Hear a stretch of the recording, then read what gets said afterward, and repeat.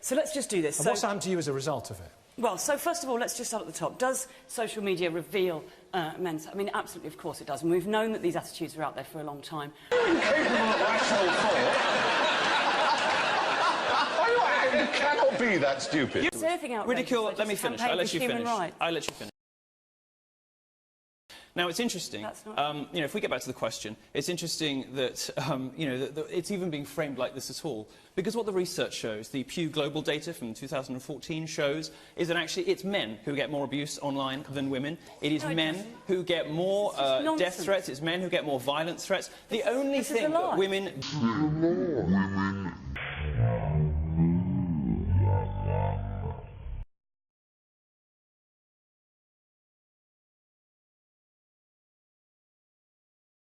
Not only... Speech doesn't mean that it's not outrageous. Well, my free speech!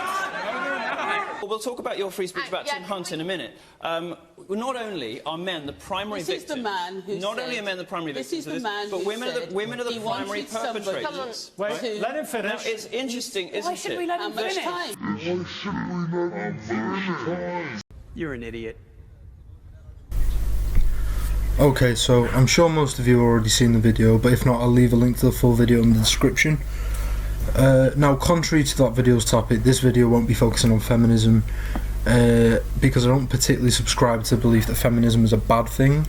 I am, however, using this video as an example because I do think that the outspoken few are heavily misrepresenting this very simple idea.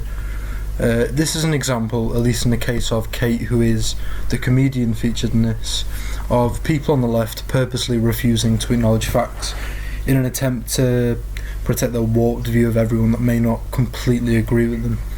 Now, as someone on the left myself, I completely reject this because it's a childish display of someone who can't and won't let anyone challenge their views and ideals.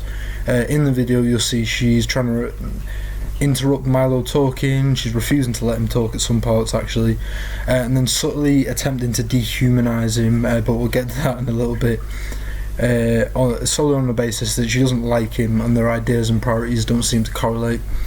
Now, in terms of Milo, what I would disagree with is how he makes blanket statements about the left, feminism, socialism, whatever, but at the same time I understand he does so to get a reaction from the people who are assuming the role of ambassador of said ideology. And this is a problem because those self-asserted martyrs are often completely incapable of debate, or when they are at least, their bias seems to prohibit them from actually coherently defending themselves, and this impacts everyone. For instance, the question up for debate in the video was, does social media reveal men's hatred for women? And Kate very candidly says yes. Not only is that not factual, it's just downright ridiculous, and it's people like her that will deter women and men alike from identifying as a feminist in any capacity. And also, as someone who seems to be at least a few years my senior, she should be aware that people's persona or personality online isn't necessarily the same as their real life self.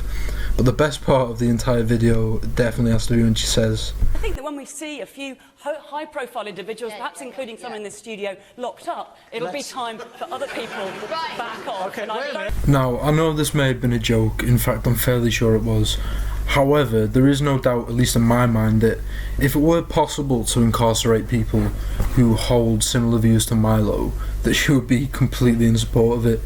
And it's an example of the biggest problem, at least at the face of the left, that being the Authoritarian Liberals, which are a breed of idiots that want to enforce their ideas in a manner which resembles somewhat of a group of people, but I can't quite think of who.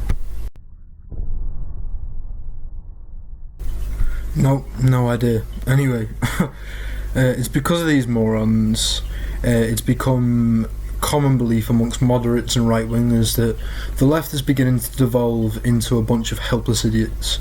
I don't believe that to be the case as a whole, and as I haven't been to university, I can't really comment on the type of liberalism that's said to be widespread there. But what I am failing to understand is why this has happened.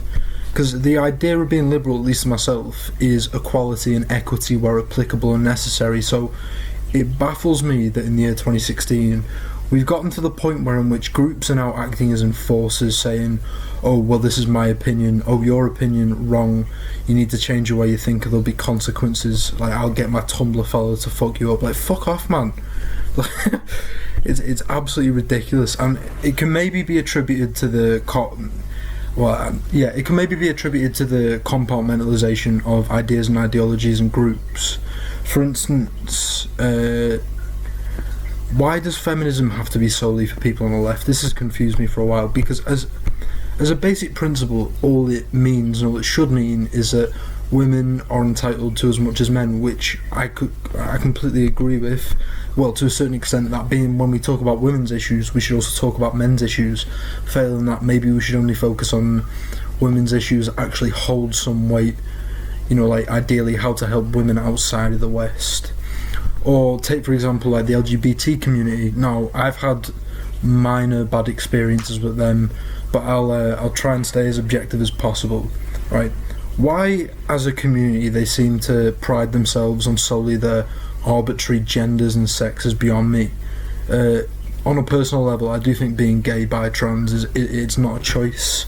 Maybe in the case of a trans person, it is quite literally a choice to get the operation, but beyond that, I think everything else is genuine, and I'd wholeheartedly support someone in that position.